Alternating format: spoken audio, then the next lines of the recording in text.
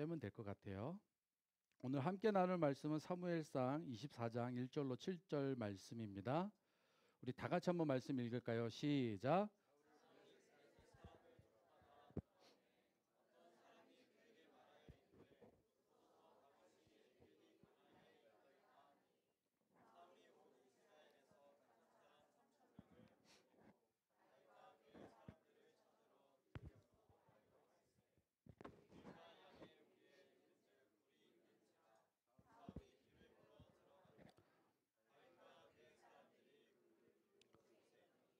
다윗의 사람들이 이르되 보소서 여호와께서 당신에게 이르시기를 내가 원수를 내 손에 넘기리니 내 생각에 좋은 대로 그에게 행하라 하시더니 이것이 그날이니이다 하니 다윗이 일어나서 사울의 겉옷자락을 가만히 베니라.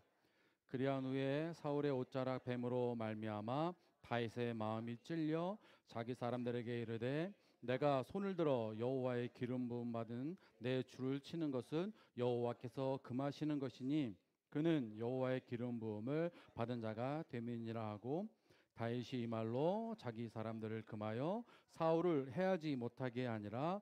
사울이 일어나 굴에서 나가 자기 길을 가니라. 아멘. 예. 우리의 밖의 상황을 바꾸시는 데는 단 1초도 안 걸려 눈 깜짝할 사이에 하나님께서 일하십니다. 하지만 우리의 속사람을 변화시키기 위해서는 아주 오래 참으시고 기다리십니다. 그러니까 그분의 목적을 위한 동역자 우리가 하나님의 필요임에도 불구하고 그럴수록 하나님은 절대로 서두르시는 법이 없습니다. 절차를 생략하시지도 않습니다. 또 일주일 완성 이런 속성 코스도 없습니다. 그저 우리 가운데 미리 안배해 놓으신 그 모든 고난과 역경을 우리가 다 통과하기까지 기다리시죠. 기다리셔도 너무 오래 기다리십니다. 그래서 우리에게 필요한 것은 우리 주님을 반드시 주관적으로 알아야 합니다. 기록된 로고스 말씀이 들려지는 레마의 말씀으로 바뀌어야 하죠. 그러니까 로고스 말씀이 그 말씀을 우리가 경험을 통하여 알지 못하면 그것은 인쇄된 문자에 불과할 뿐입니다. 그래서 그 로고스 말씀이 우리 귀에 들려지기 전까지 때로는 우리의 상황과 아무 상관이 없는 말씀입니다. 그래서 우리 인생의 진짜 위기가 닥쳤을 때 그 기록된 말씀은 아무런 힘도 어떠한 도움도 되지 못합니다. 말씀은 경험을 통해 우리 각자에게 반드시 실제가 되어야 합니다.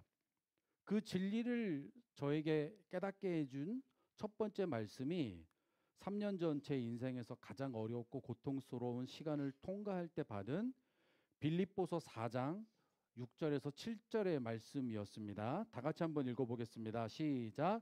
아무것도 염려하지 말고 다만 모든 일에 기도와 간구로 너희 구할 것을 감사함으로 하나님께 아뢰라. 그리하면 모든 지각에 뛰어난 하나님의 평강이 그리스도 예수 안에서 너희 마음과 생각을 지키시리라. 우리는 이 말씀에서요, 하나님이 주시는 그 놀라운 평강이, 그렇죠? 환난으로부터 고통받는 자에게 임하게 되는 과정을 선명하게 알 수 있습니다. 우선은 아무것도 염려하지 말아야 합니다. 밖의 상황이 무슨 일이 일어날지라도 염려 금지. 그러면서 기도를 하되 감사함으로 하나님께 아뢰어야 합니다. 그리하면 하나님의 평강이 그리스도 예수 안에서 우리의 마음과 우리의 생각을 지키신다 약속하셨습니다. 그런데 여러분, 평강은요, 우리가 원한다고 또 우리가 뭘 한다고 해서 얻을 수 있는 것이 아니죠. 그 근원이 우리에게 있지 않습니다. 오직 하나님께서 주십니다. 요한복음 14장 27절 말씀에 보면 이렇습니다. 평안을 너희에게 끼치노니 곧 나의 평안을 너희에게 주노라. 내가 너희에게 주는 것은 세상이 주는 것과 같지 아니하니라. 너희는 마음에 근심하지 말고 두려워하지도 말라 말씀합니다. 하지만 많은 경우에 우리의 실상은요, 우리가 고난에 직면하는 순간부터 정확하게 이 원리의 역순을 따라가죠. 벌어진 밖의 상황에 마음과 생각을 뺏기고 평강은 사라지고 입술에서 감사가 아닌 불평과 불만을 쏟아내고 결국 모든 염려와 근심, 고통에 우리는 사로잡히게 됩니다. 3년 전에 제가 이 빌립보서 4장 6절 말씀을 받았을 때 저라고 이전에 이 말씀을 모르고 있었을까요? 하지만 보송에 오고서야 제가 확실하게 깨달았습니다. 제가 우리 주님을 객관적으로만 알고 있었다는 사실을 말입니다. 그러니까 제 신앙과 제 믿음의 수준이 체력에 비유하자면 그저 뒷동산 정도는 오를 수 있는 체력이었지만 한라산을 등반한다든지 뭐 지리산 종주를 한다든지 어림도 없었던 거죠. 데살로니가전서 5장 16, 18절 말씀을 한번 보겠습니다. 항상 기뻐하라, 쉬지 말고 기도하라, 범사에 감사하라. 이것이 그리스도 예수 안에서 너희를 향하신 하나님의 뜻이니라 이야기합니다.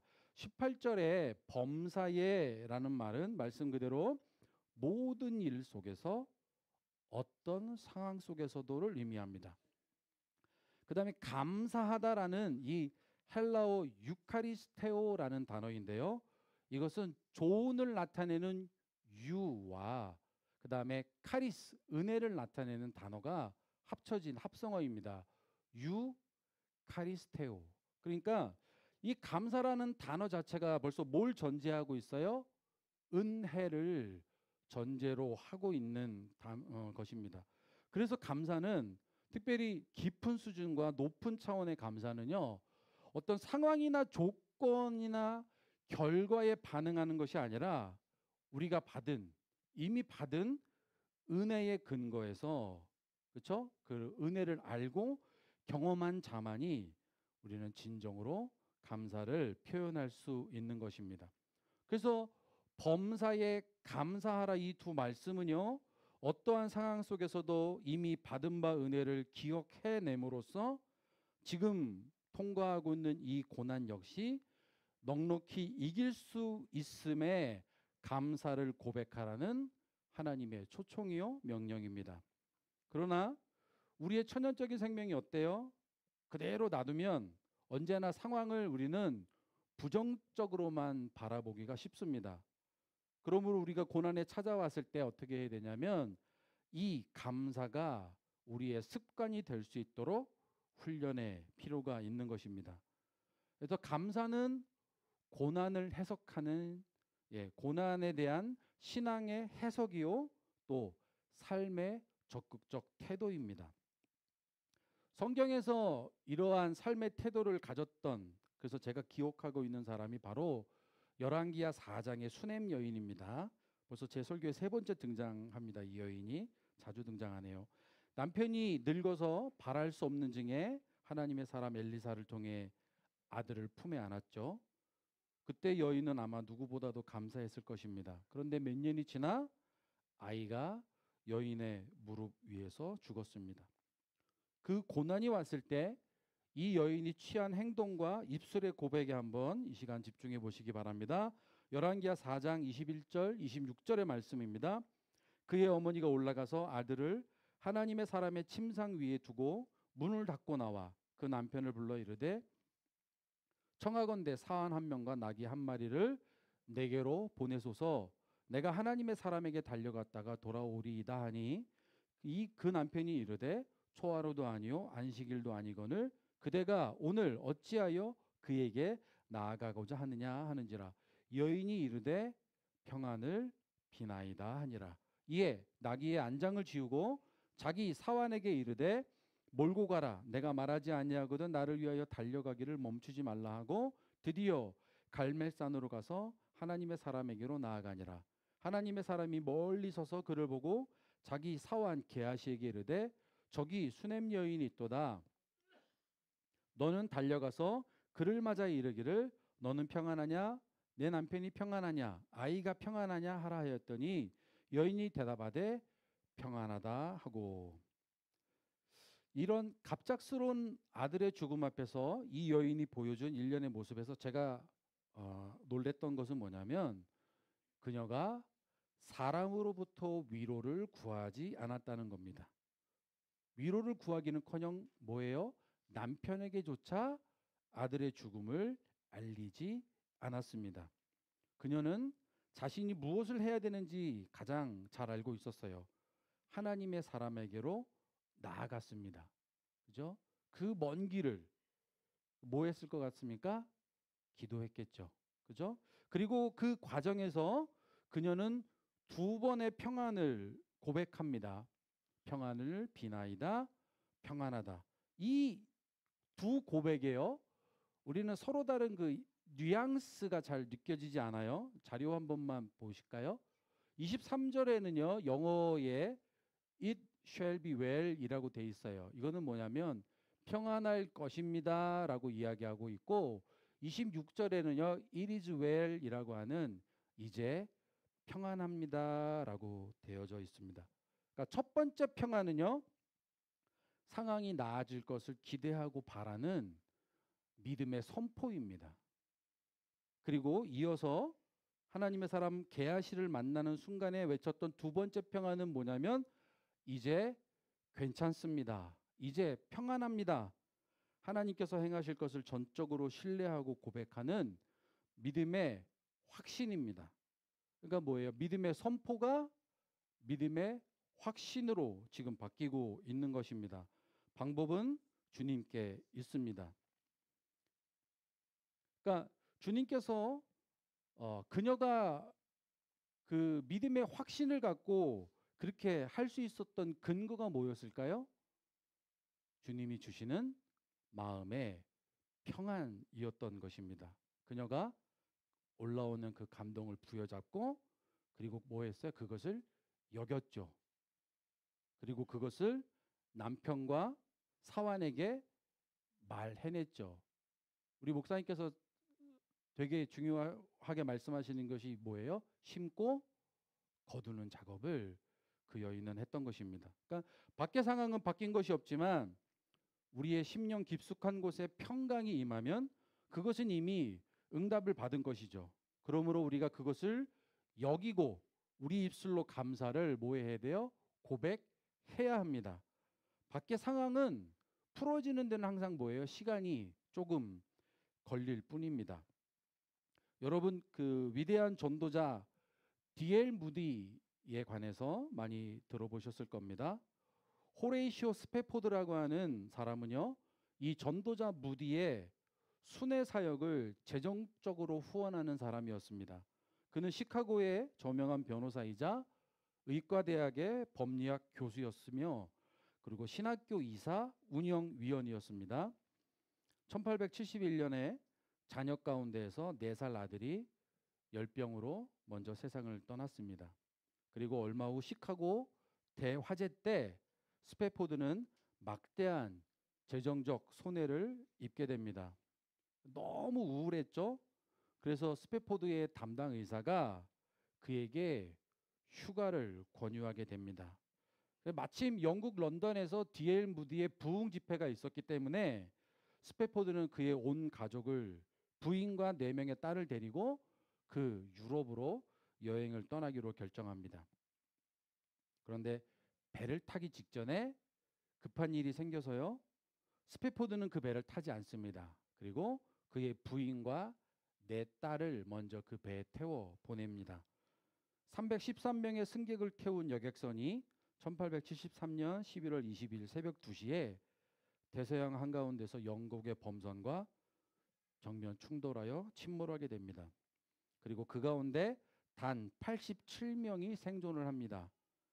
이 소식을 스페포드는 뉴스를 통하여 먼저 접했고 그리고 얼마 후에 아내로부터 한 통의 전보가 도착합니다. 나만 혼자 구조되었음. 그렇게 혼자 살아남은 아내를 만나기 위해 배를 타고 영국으로 스페포드가 갑니다.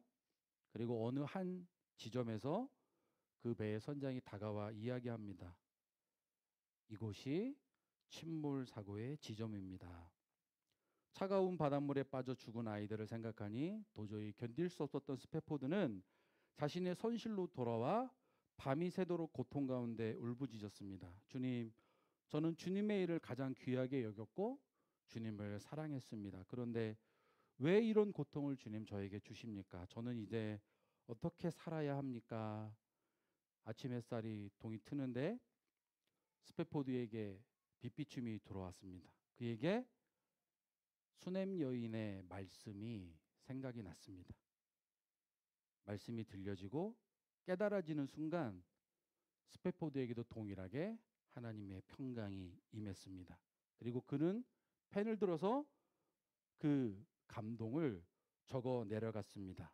그리고 이것이 후에 찬송이 됩니다. It is well, it is well, in my soul, in my soul. It is well, it is well, in my soul. 내 평생에 가는 길 순탄하여. 다 같이 할까요? 늘 잔잔한 강 같든지 큰 풍파로 무섭고 어렵든지 나의 영혼은 늘 편하다. 내 영혼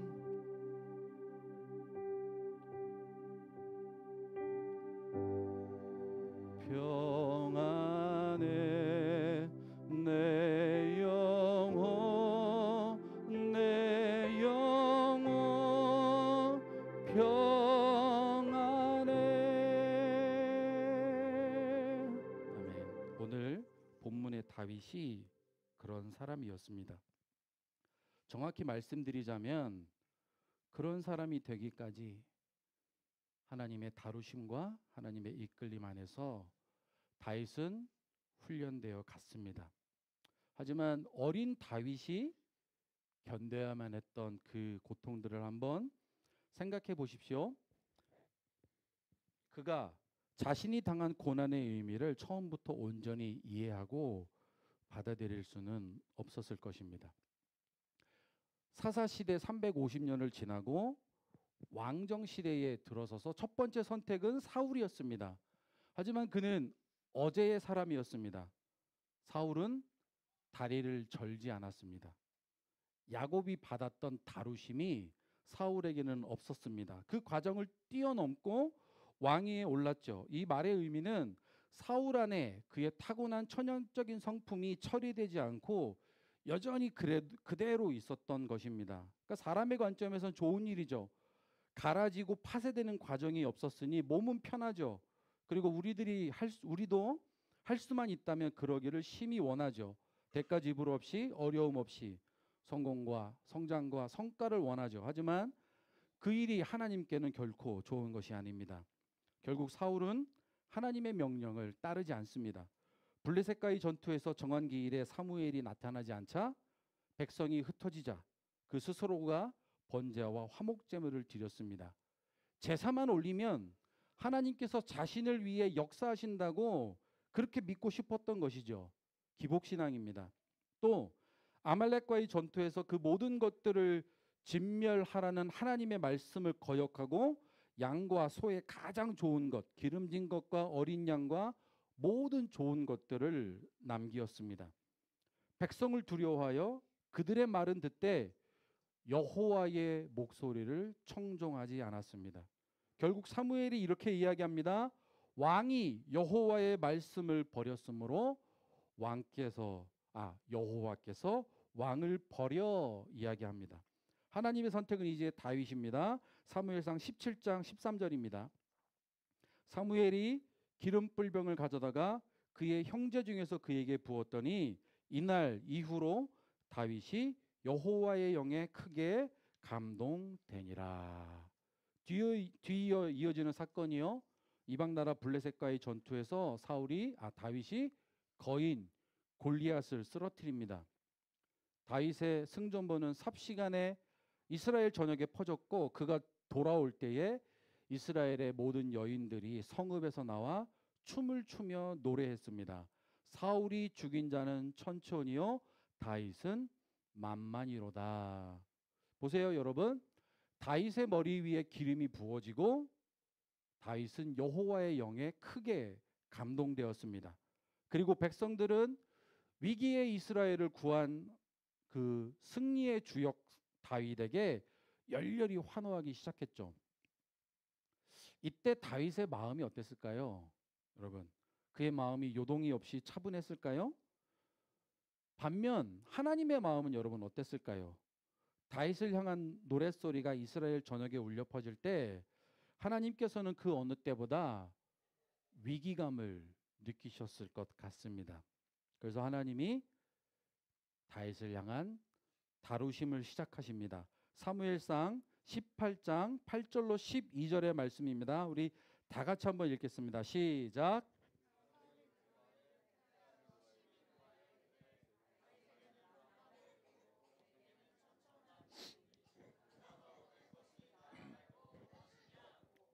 그날 후로 사울이 다윗을 주목하였더라. 그 이튿날 하나님께서 부리시는 악령이 사울에게 힘있게 내리심에 그가 집안에서 정신없이 떠들어대므로 다윗이 평일과 같이 손으로 수금을 타는데 사울의 손에 창이 있는지라. 그가 스스로 이르기를 내가 다윗을 벽에 박으리라 하고 사울이 그 창을 던졌으나 다윗이 그의 앞에서 2번 피하였더라. 여호와께서 사울을 떠나 다윗과 함께 계심으로 사울이 그를 두려워하는지라. 그리고 급기야 사울은요 그의 아들 요나단과 모든 신하들에게 다윗을 죽이라 명령합니다. 그러니까 다윗을 향한 하나님의 다루심의 정도가 마치 뭐 같냐면 이전 사울에게 실패하셨던 것을 다시는 반복하지 않으시겠다 하시는 것처럼 아주 세밀하고 철저하게 진행이 됩니다. 이제부터 하나님께서 다윗을 어떻게 조성하시는지 하나님께서 안배해 놓으신 상황 그리고 그 속에서 다윗의 성숙의 과정들에 한번 주목해 보십시오. 사울이 다윗을 죽이기로 최종적으로 결정했다는 사실을 누구로부터 다윗이 듣냐면 요나단으로부터 듣습니다. 그래서 결국 다윗은 사울의 살해 위협을 떠나 위협을 피해 궁을 떠나 도망길에 오르죠. 이게 무슨 의미냐면 여러분 다윗이 더 이상 마음을 의지할 친구가 없었던 것을 의미합니다. 그렇게 궁을 떠나 다윗이 처음 피신한 곳은 놉이라는 지역. 거기에 뭐가 있었냐면 성막이 있었어요. 그리고 그곳 제사장 아히멜렉에게 갔습니다. 그런데 마침 그곳에 누가 있었냐면 도액이라는 사울의 신하가 그곳에 머물고 있었어요. 성경은 이렇게 증언합니다. 그날의 다윗이 두려웠다라고 이야기해요. 왜 그랬을까요? 자신이 가장 안전하다고, 그러니까 다윗이 자신이 생각해낼 수 있는 가장 안전하다고 생각했던 그래서 믿고 찾아간 곳이 정작 안전치가 않은 거예요. 후에 그 도액이라는 사람의 보고를 받았던 사울은 제사장 85명과 노베 거주하는 남녀노소 소와 나귀 양들까지도 모두 죽여버리는 만행을 저지르게 됩니다. 두려움에 사로잡혔던 다윗이 결국 이스라엘 땅에서 자신이 피할 곳이 없다고 생각이 들었던 것 같아요. 보통 이럴 때 실수하죠. 그러니까 두려움의 순간에 우리의 결정이 자꾸 잘못된 선택을 하게 되는 겁니다. 다윗은 이스라엘의 적군 블레셋 땅으로 갑니다. 가드, 아기스 왕에게로 도망을 합니다. 근데 그 가드가 누구의 고향이에요? 그 골리앗의 고향이 가드예요. 그러니까 다윗을 본 그곳 신하들이 그 아기스 왕에게 이야기합니다. 다윗은 그 땅의 왕이 아닙니까? 사울이 죽인 자는 천천히요, 다윗은 만만입니다. 이스라엘 땅에서 그 여인들이 불렀던 그 노랫말을 가드 땅에서 다윗이 듣는 순간에 트라우마가 찾아왔습니다. 사무엘상 21장 12절로 15절입니다. 다윗이 그 말을 그의 마음에 두고, 이게 아까 그 노래입니다. 가드왕 아기스를 심히 두려워하여, 이제 보세요. 그들 앞에서 그의 행동을 변하여 미친 채 하고 대문을 그적거리고 침을 수염에 흘리매, 아기스가 그의 신하들에게 이르되 보거니와 이 사람이 미치광이로다. 어찌하여 그를 내게로 데려왔느냐? 내게 미치광이가 부족하여 너희가 이 자를 데려다가 내 앞에서 미친 채 하게 하느냐? 이 자가 어찌 내 집에 들어오겠느냐 하니라. 여러분, 다윗이 얼마나 두렵고 또 그 순간이 얼마나 수치스러웠겠습니까? 결국 가드왕 아기스를 피해 다윗이 이스라엘로 돌아와 그 유명한 아굴람 굴로 도망합니다. 그리고 그 아굴람 굴에 다윗의 형제들 그리고 다윗의 아버지의 온 집이 다윗을 찾아옵니다. 그리고 환난 당한 모든 자, 빚진 모든 자, 마음이 원통한 자가 다 그에게로 모였고 다윗은 그들의 우두머리가 되니라 말씀합니다. 여러분, 작고 보잘것없는 무리였어요. 다윗이 실망했을까요? 아니, 기름 부으심의 결과가 고작 이거야 이렇지 않았겠습니까? 근데 여러분, 손에 잡히는 것은, 우리 손에 잡히는, 처음 잡히는 것들은 세상 사람들이 보기에 아주 작고 시시한 것들입니다. 이건 우리 목사님 멘트입니다. 예, 하지만 그것들을 주님의 손에 올려드리면 거기에서 뭐가 시작돼요? 하나님의 역사가 시작됩니다. 어느덧 다윗은 그것을 분별할 수 있는 눈이 있었어요. 사무엘상 22장 3절입니다. 다윗이 거기서 모압 미스바로 가서 모압 왕에게 이르되 하나님이 나를 위하여 어떻게 하실지를 내가 알기까지 나의 부모가 나와서 당신과 함께 있게 하기를 청하나이다 하고, 다윗은 자신에게 모인 그 작은 공동체를 통해 하나님이 무엇을 하시려는지에 집중했습니다. 하나님의 목적과 길을 알고자 했던 거죠. 그리고 얼마 후 다윗은 선지자 갓을 통해 모압 왕에게 더 이상 있지 말고 유다 땅으로 들어가라는 하나님의 메시지를 듣습니다. 하나님이 어디서 일하시는지를 주목해 보는 것입니다. 그때 마침 블레셋이 다윗의 아둘람 공동체에서 멀지 않은 곳 그일라라는 곳을 쳐서 그 타작마당을 탈취하고 그 소식을 다윗이 듣게 됩니다. 사무엘상 23장 2절로 4절 말씀입니다. 이에 다윗이 여호와께 묻자와 이르되, 다윗이 이제 하나님께 뭐예요? 묻습니다. 내가 가서 이 블레셋 사람을 치리이까? 여호와께서 다윗에게 이르시되 가서 블레셋 사람을 치고 그일라를 구원하라 하시니, 다윗의 사람들이 그에게 이르되 보소서 우리가 유다에 있기도 두렵거든 하물며 그일라에 가서 블레셋 사람들의 군대를 치는 일이이까 한지라. 다윗이 여호와께 다시 묻자온데 여호와께서 대답하여 이르시되 일어나 그일라로 가라. 내가 블레셋 사람을 내 손에 넘기리라 하신지라. 다윗이 말씀드렸죠. 드디어 하나님께 묻기 시작합니다. 그리고 하나님께서는 다윗과 그 작은 공동체를 통해 뭘 하세요? 위기에 빠진 이스라엘을 구원하시기 시작하십니다. 그리고 그 즈음에요, 다윗에게 합류했던 사람이 한 명 있어요. 그는 누구냐면 아까 다윗이 맨 처음 도피했던 그 성막의 그 아히멜렉의 아들 아비아달이라는 자입니다. 그가 사울이 그 성을 노베에 있는 사람들을 도륙할 때 그가 제사장에 무엇을 갖고 같이 탈출하냐면 에봇을 갖고 다윗에게로 합류하게 됩니다. 에봇이 뭐냐, 항상 하나님께 묻고 답을 듣는 그 도구이죠.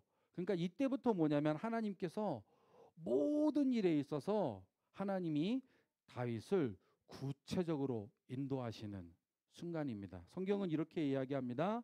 사울이 매일 찾되 하나님이 그를 그의 손에 넘기지 아니하시니라 이야기합니다. 한 번은 다윗이 마온 광야 아라바에 있을 때입니다. 이때는 완전히 사방으로 둘려 에워싸임을 당할 때였습니다. 그리고 그 점차 포위망이 점점 좁혀 올 때입니다. 이제 꼼짝없이 죽었구나 싶을 그때에 블레셋이 이스라엘을 침범합니다. 그래서 에워싸던 것을 풀고 다시 사울이 그 블레셋을 쫓으러 갑니다. 이 말씀 한번 보겠습니다. 사무엘상 23장 말씀. 이는 사울과 그의 사람들이 다윗과 그의 사람들을 에워싸고 잡으려 함이었더라. 전령이 사울에게 와서 이르되 급히 오소서 블레셋 사람들이 땅을 침노하나이다. 이에 사울이 다윗 쫓기를 그치고 돌아와 블레셋 사람을 치러 갔으므로 그곳을 셀라 하마느곳이라 칭하니라. 다윗이 올라가서 엔게디 요새에 머무니라.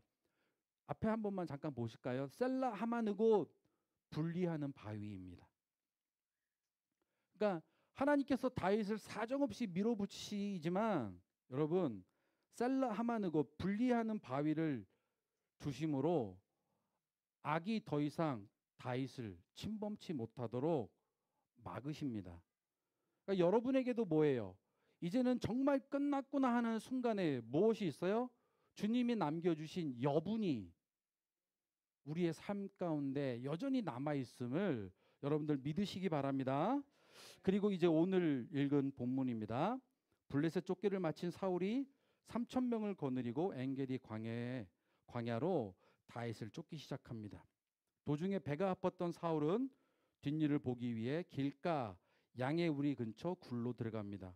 그런데 마침 그 굴 깊숙한 곳에 다윗과 그의 무리들이 숨어 있었습니다.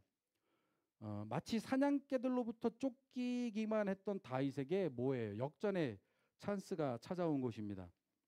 다윗의 무리들이 이야기합니다. 여호와께서 사울을 당신의 손에 넘기셨으니 당신의 생각대로 행하십시오라고 다윗의 무리들이 자꾸 다윗을 부추기죠. 하지만 다윗은 사울의 옷자락 끝만을 베어냈고요. 그리고 단지 그 작은 베어내임만으로도 마음에 찔림을 받습니다. 이 장면을 너무도 잘 아실 겁니다, 여러분. 다윗이 왜 사울을 죽이지 않았죠? 기름 부으심 받을 자를 치는 것을 여호와께서 금하신다 말씀합니다. 대부분 우리의 강조점이 어딨냐면요, 기름 부음 받은 자예요. 그렇죠?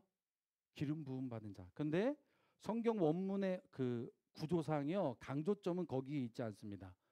하나님께서 금하신다의 강조점이 있어요. 여호와께서 금하시기에 다윗은 순종하기로 선택한 것입니다. 어제 토요 성경 공부에서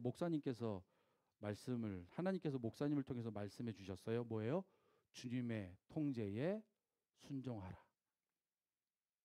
우리 다윗이요, 여러분 이것을 어떻게 승화시키는지 이제 마지막입니다. 시편 57편을 읽고 오늘 말씀을 마치려고 하는데요.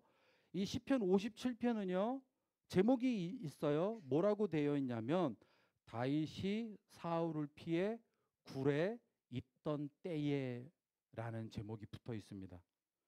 그때 다윗의 심정이 어떠했는지를 여러분 우리 차근차근 한번 천천히 읽어보겠습니다.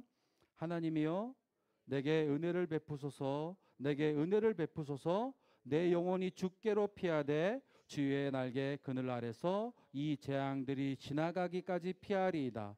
내가 지존하신 하나님께 부르짖으며 곧 나를 위하여 모든 것을 이루시는 하나님께로다. 그가 하늘에서 보내사 나를 삼키려는 자의 비방에서 나를 구원하실지라. 하나님이 그의 인자와 진리를 보내시리로다. 내 영혼이 사자들 가운데서 살며 내가 불사르는 자들 중에 누웠으니 곧 사람의 아들들 중에라. 그들의 이는 창과 화살이요 그들의 혀는 날카로운 칼 같도다. 하나님이여 주는 하늘 위에 높이 들리시며 주의 영광이 온 세계 위에 높아지기를 원하나이다. 그들이 내 걸음을 막으려고 그물을 준비하였으니 내 영혼이 억울하도다. 그들이 내 앞에 웅덩이를 팠으나 자기들이 그 중에 빠졌도다. 하나님이여 내 마음이 확정되어 싸우니 내가 노래하고 찬송하리이다. 내 영혼아 깰지어다. 비파야 수금아 깰지어다. 내가 새벽을 깨우리로다. 주여 내가 만민 중에 주께 감사하오며 문나라 중에서 주를 찬송하리이다. 무릇 주의 인자는 커서 하늘에 미치고 주의 진리는 궁창에 이르나이다. 하나님이여 주는 하늘 위에 높이 들리시며 주의 영광이 온 세계 위에 높아지기를 원하나이다. 아멘. 여러분, 다윗은요 감사함으로 나가면서 주님의 통제에 순종했습니다. 그들이 내 걸음을 막으려고 그물을 준비하였으니 내 영혼이 억울합니다. 하지만 내 마음을 확정하고 또 확정하여 내가 주께 감사하고 주를 찬송하겠습니다. 다윗은 그렇게 하나님의 마음에 합한 사람으로 조성되고 성숙되어져 갔습니다. 여러분, 차원 높은 감사는요 결코 결과에 반응하는 것이 아닙니다. 감사는 주신 고난의 의미를 깨닫게 되는 신앙의 해석이요 삶의 적극적 태도입니다. 어느 순간에도 감사가 우리의 고백이 될 수 있기를 주님의 이름으로 축원드립니다. 기도하겠습니다. 주님 감사합니다. 아버지 하나님, 오늘 다윗의 성숙의 과정을 통하여 하나님이 조성되시는 그 모습을 우리가 말씀을 통하여 보게 됩니다. 주님, 그 어떠한 상황 가운데서도 주님 우리가 감사를 잃지 않도록 주님 인도하여 주옵소서. 예수님의 이름으로 감사하며 기도드리옵나이다.